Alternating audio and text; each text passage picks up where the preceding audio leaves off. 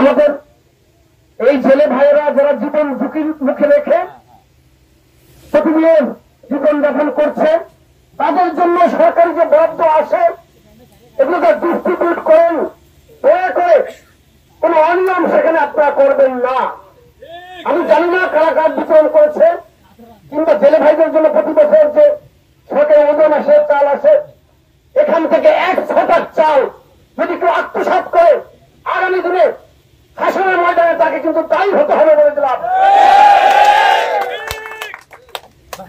আমরা কোন জেলে ভাইদের উপকার করতে পারি না, কিন্তু তাদের প্রাপ্য যদি তাদের মুখের সামনে থেকে কেড়ে নেই, তা কিন্তু আল্লাহ রাব্বুল আলামিন বরদাস্ত করবে না।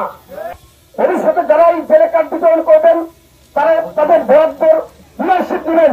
সাবধান, এত খেতে খাওয়া মানুষের হক কিন্তু আপনারা নষ্ট করবেন না। গত 16 বছর ফেসিবাদ বিরোধী আন্দোলনে নেতৃত্ব দিয়েছেন আমাদের প্রিয় নেতা জনাব তারেক রহমান। তিনি ইতিমধ্যেই আগামী দিনে রাষ্ট্রের সেবা জনগণের দোরগোড়ায় পৌঁছানোর জন্য একটি দফা সংস্কারের প্রস্তাব রেখেছেন, যেখানে বাংলাদেশের একজন শিশুর অধিকারের কথা বলা হয়েছে, একজন পাশাপাশি বৃদ্ধের অধিকারের কথা বলা হয়েছে, একজন কৃষকের অধিকারের কথা বলা হয়েছে, রাষ্ট্রপতির অধিকারের কথা বলা হয়েছে।